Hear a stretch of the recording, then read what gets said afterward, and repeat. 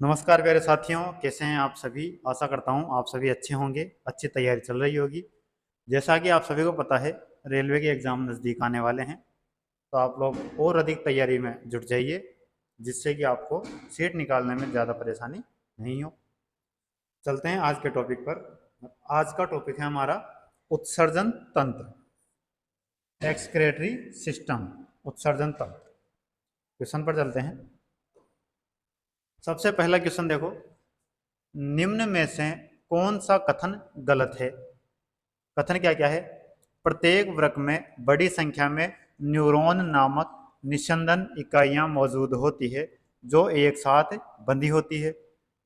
B option देखो, मानव उत्सर्जन तंत्र में एक वृक्क युग्म, एक मूत्रवाहिनी युग्म, एक मूत्राशय और एक मूत्रमार्ग होता है।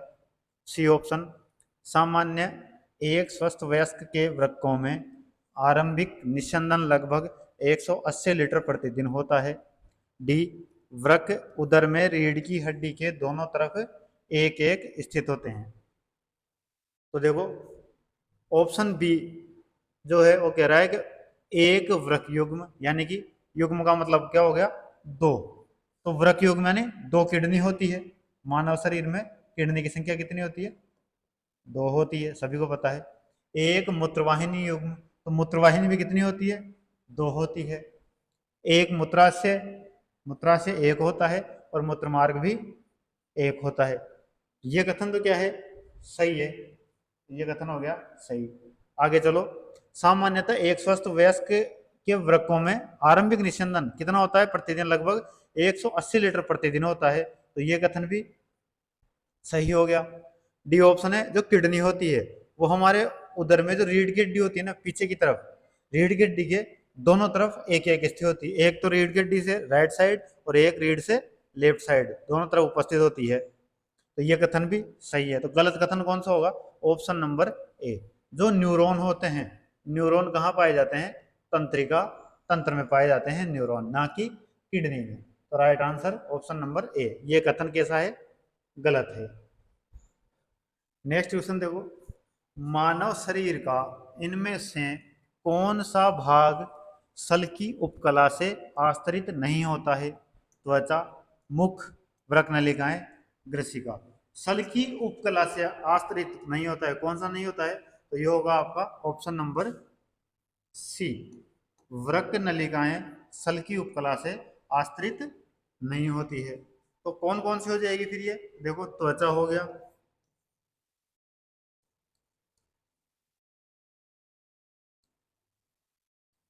मुख हो गया,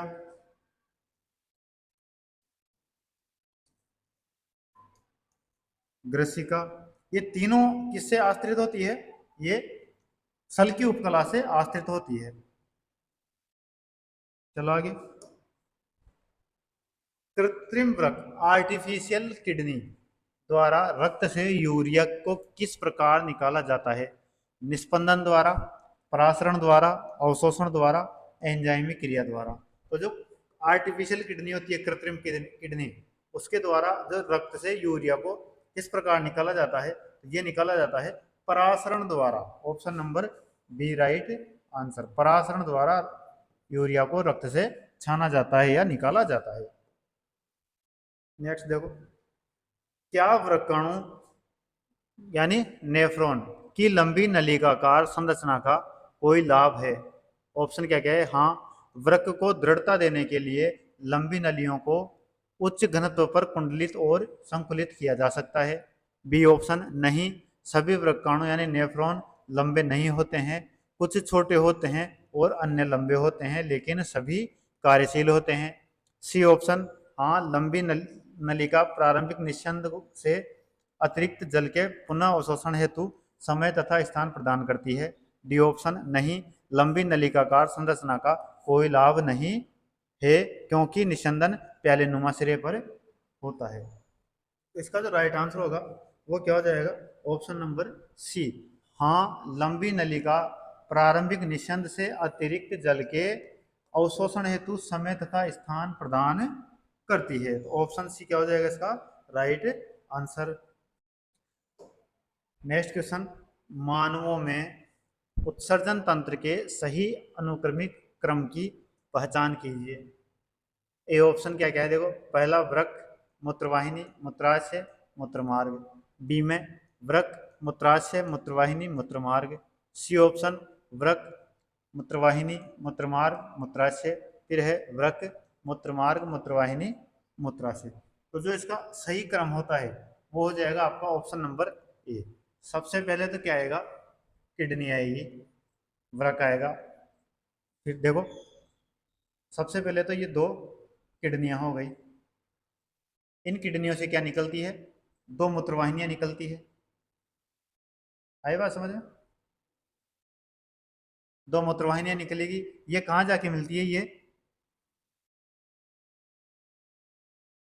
मूत्राशय में जाके मिलती है, और मूत्राशय से फिर मूत्रमार्ग से मूत्र बाहर निकल जाता है, अपशिष्ट बाहर निकल जाता है। ये तो क्या हो गया आपकी किडनी।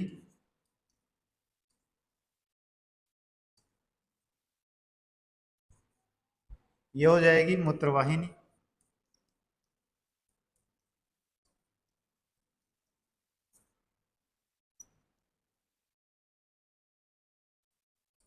मूत्राशय,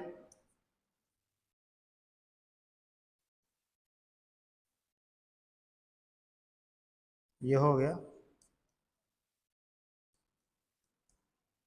मूत्रमार्ग। तो राइट आंसर कौन सा होगा, ऑप्शन नंबर ए हो जाएगा। नेक्स्ट, मानवों में उत्सर्जन तंत्र के सही अनुक्रमिक क्रम की पहचान कीजिए। दो बार आ चुका है क्वेश्चन, कौन सा होगा right answer, option number A. कृत्रिम किडनी के उपयोग से नाइट्रोजन युक्त अपशिष्ट को हटाने की प्रक्रिया रिक्त स्थान कहलाती है। Haemodialysis, transplantation, rhinoplasty, angiogram.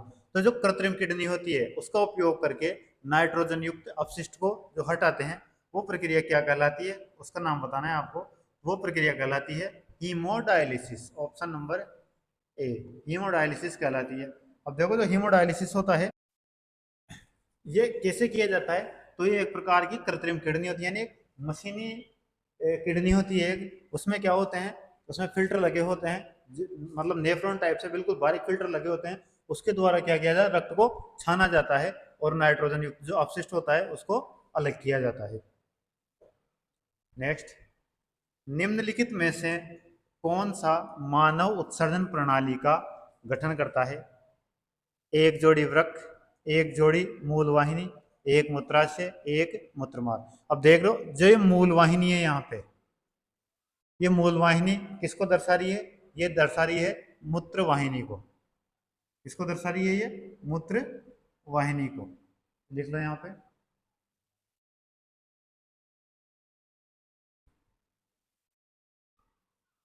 मूल वाहिनी शब्द मूत्र वाहिनी के लिए दिया गया है।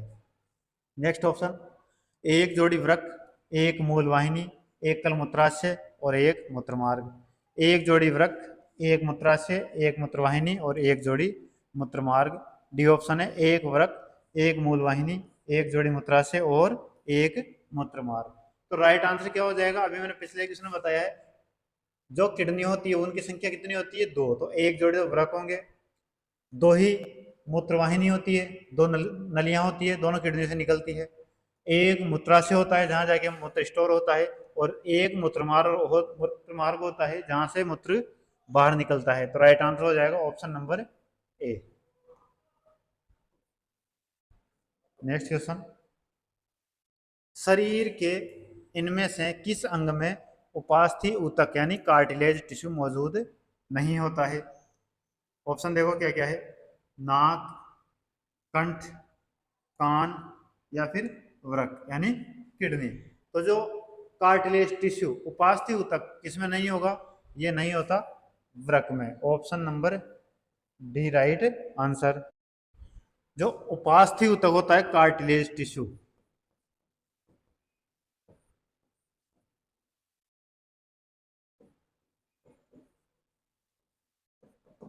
ये कैसा होता है, तो ये एक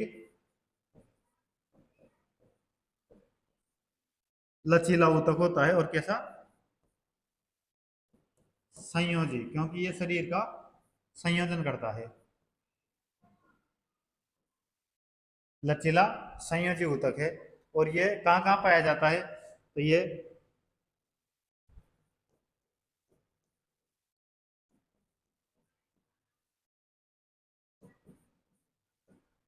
कान की हड्डी,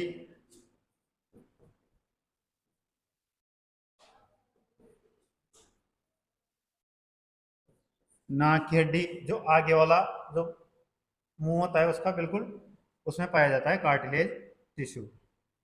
फिर है जो हड्डियों के जो जोड़ होते हैं,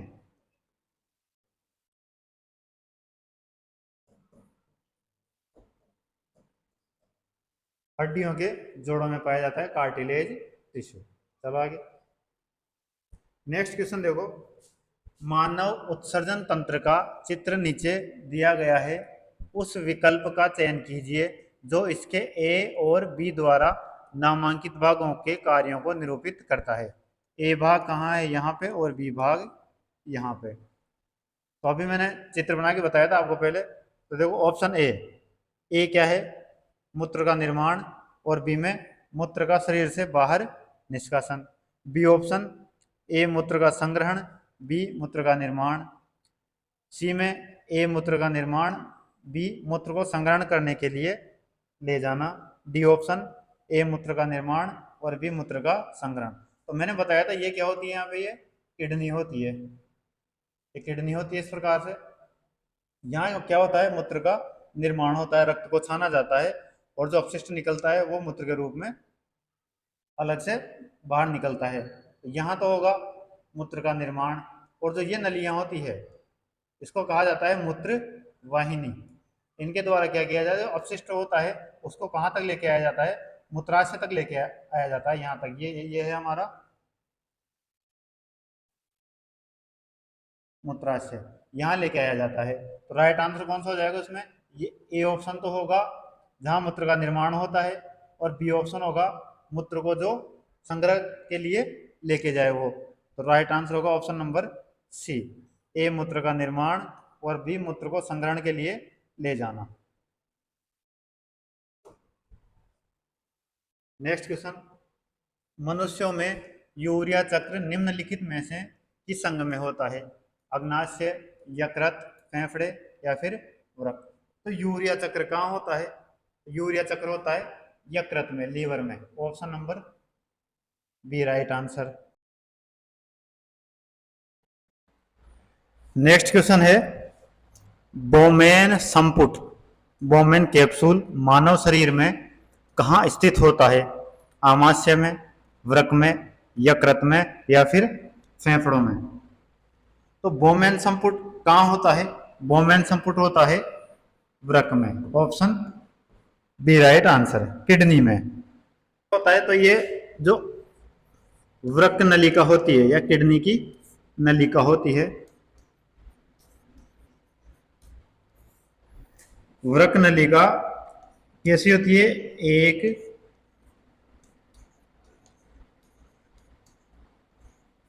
दोहरी दीवार वाली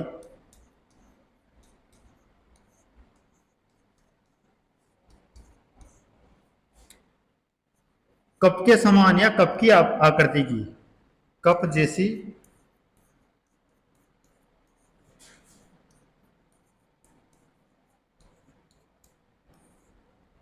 संरचना से शुरू होके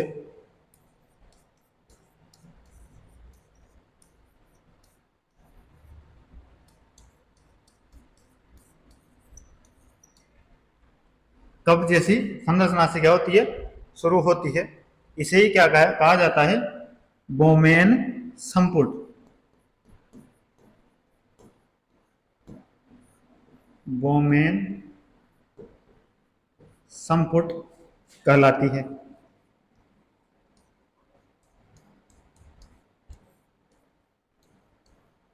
आई बात समझ में?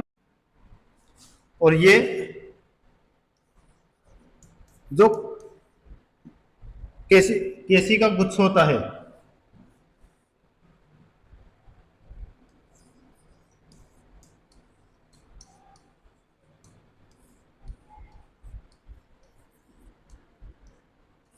केशिका गुच्छ को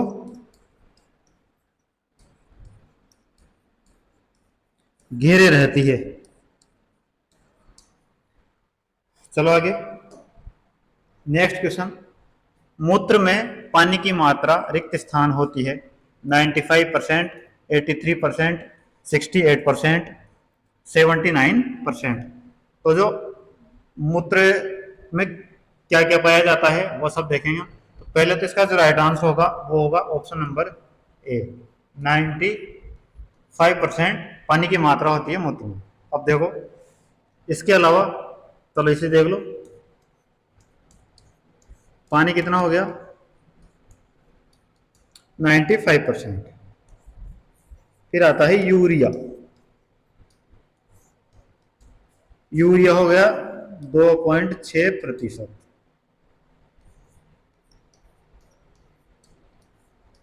लवण, लवण हो गया 2%।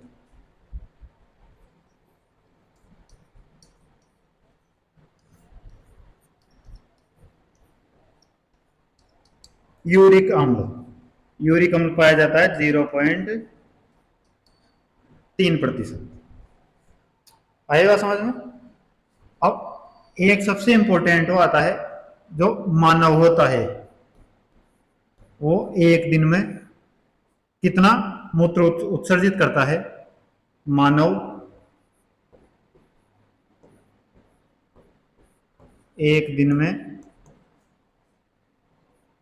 1.5 लीटर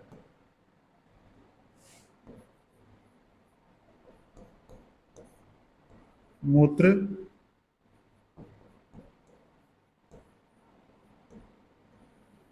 उत्सर्जित करता है।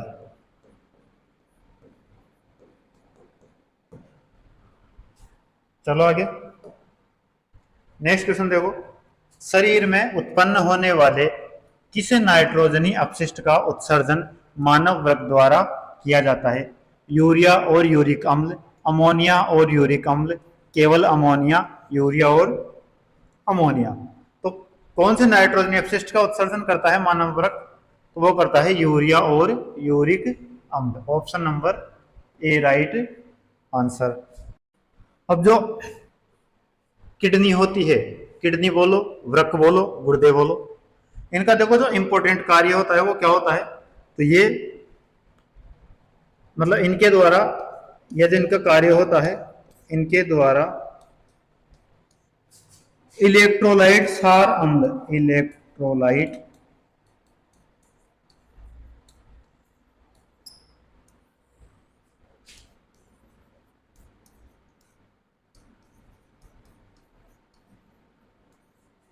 सार अम्ल संतुलन, दोनों में क्या करता है, ये संतुलन बनाता है।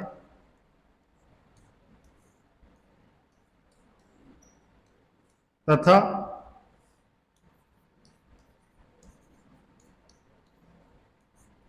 रक्तचाप का नियमन करता है, रक्तचाप का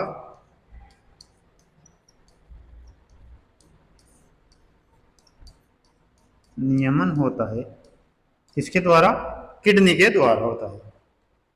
भार कितना होता है किडनी का, तो ये लिख लो,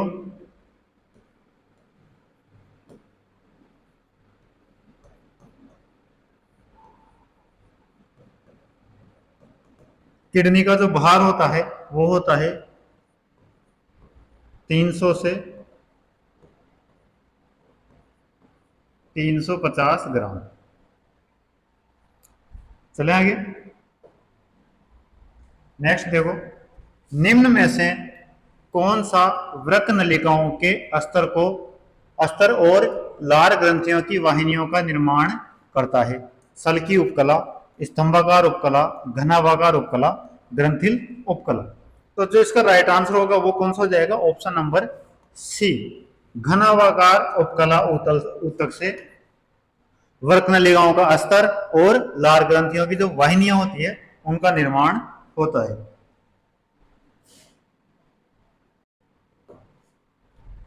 नेक्स्ट क्वेश्चन देखो। सामान्यतः एक स्वस्थ वयस्क में वृक्कों में आरंभिक निस्संद लगभग रिक्त स्थान प्रतिदिन होता है 160 लीटर, 150 लीटर, 130 लीटर, 180 लीटर। तो जो इसका राइट आंसर होगा वो हो जाएगा option number D, 180 litre. 180 litre प्रतिदिन होता है। और जो प्लाज्मा मात्रा होती है, जो वयस्क मनुष्य होता है उसमें संपूर्ण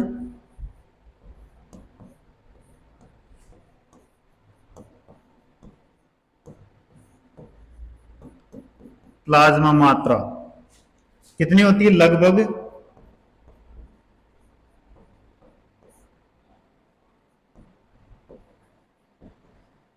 3 लीटर। वो दिन में 60 बार निष्पन्द होती है या निष्पन्द किया जाता है। 60 बार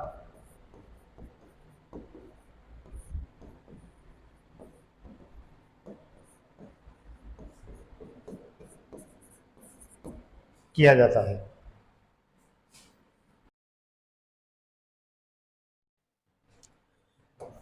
नेक्स्ट क्वेश्चन, निम्नांकित आरेख में कौन सा अक्षर बोमेन संपुट के क्षेत्र को दर्शाता है? ए, बी, सी या फिर डी?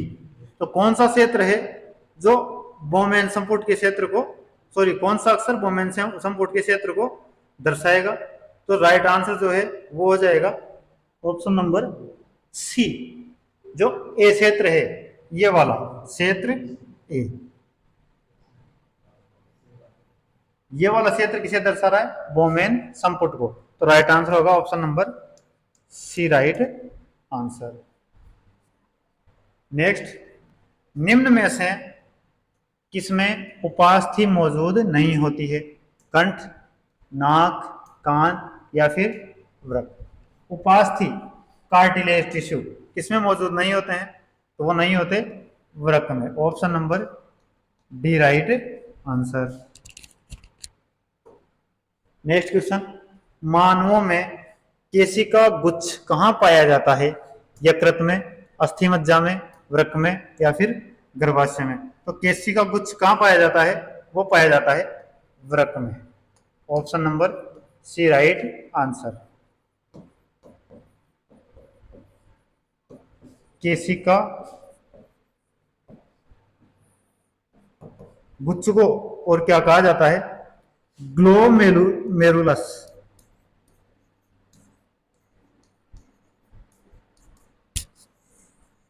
ग्लोमेरुलस भी कहा जाता है केशिका गुच्छ को। ये क्या काम करता है? तो ये रक्त को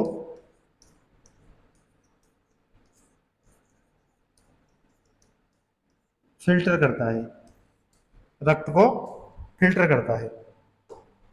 नेक्स्ट, गुर्दे में मूत्र के निर्माण में निम्नलिखित में से किस क्रम में दी गई 3 प्रक्रियाएं शामिल है? निस्पंदन, चयनात्मक पुनःअवशोषण, उन्मूलन। फिर है चयनात्मक पुनःअवशोषण, उन्मूलन, निस्पंदन। सी, निस्पंदन, उन्मूलन, चयनात्मक पुनःअवशोषण।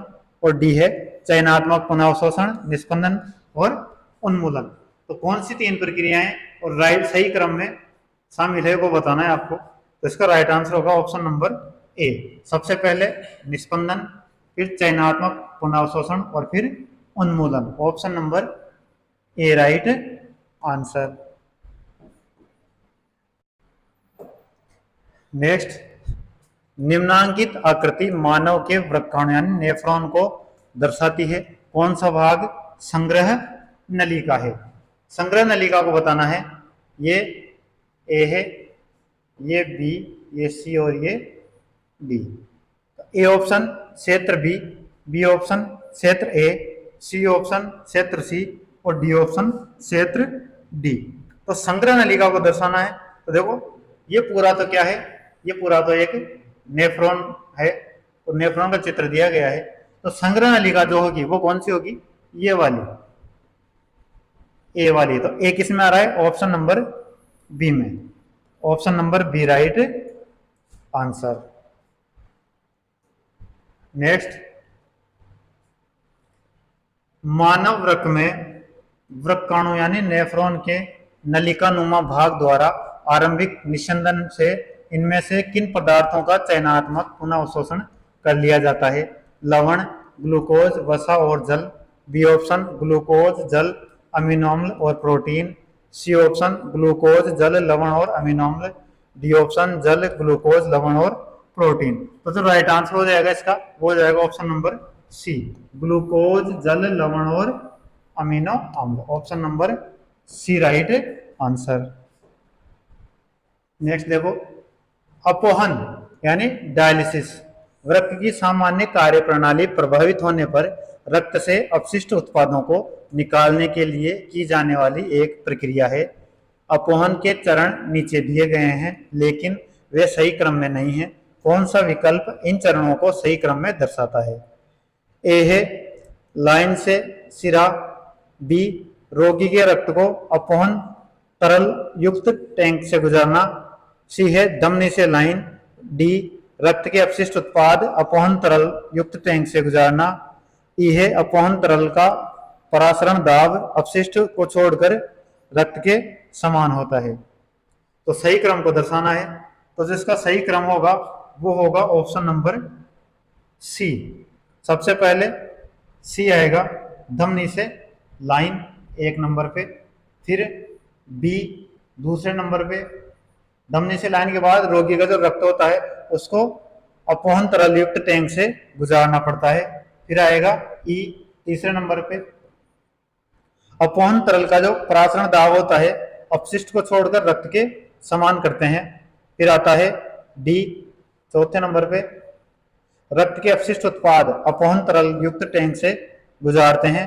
फिर आता है लास्ट में एक लाइन से वापस सिरा में जोड़ा जाता है। यह आएगा पांचवें नंबर पे। तो यह है इसका सही क्रम। नेक्स्ट, निम्नलिखित में से कौन सा पदार्थ वृक्क द्वारा पुनः अवशोषित नहीं किया जा सकता? क्रिएटिनिन, लवण, अमीनो अम्ल, ग्लूकोज। तो कौन सा जो पदार्थ है वो वृक्क द्वारा पुनः अवशोषित नहीं किया जा सकता उसके बारे में बताना है। तो वो हो जाएगा ऑप्शन नंबर ए, क्रिएटिनिन। ये क्या होता है? ये एक प्रकार का अपशिष्ट होता है। जो वृक्क यानी किडनी होती है वो क्रिएटिनिन को बाहर निकालती है और रक्त में जो उसकी जो मात्रा होती है उसको मेंटेन करती है, उसको अधिक नहीं होने देती। तो इसको क्या करेगी? वो पुनः अवशोषित नहीं करेगी। बाकी अमीनो अम्ल, लवण और ग्लूकोज तीनों का वो पुनः अवशोषण कर सकती है। नेक्स्ट क्वेश्चन, बोमेन संपुट रिक्त स्थान को ढके रखती है। प्लेटलेट्स, केशिका गुच्छ, न्यूरॉन या फिर वृक्काणु। तो बोमेन संपुट किसको ढक के रखती है? तो बोमेन संपुट केशिका गुच्छ को ढक के रखती है। Option number B right answer. Platelets blood में होता है, ये नहीं होगा। न्यूरॉन तंत्रिका तंत्र में होता है, ये भी नहीं होगा। और जो वृक्काणु होते हैं यानी कि वृक्काणु ही क्या होता है? ये नेफ्रॉन होता है और नेफ्रॉन में बोमेन संपुट पाया जाता है, तो ये भी नहीं हो सकता। तो right answer option number B, केशिका गुच्छ। तो ये थी हमारी आज की क्लास समाप्त करते हैं। धन्यवाद।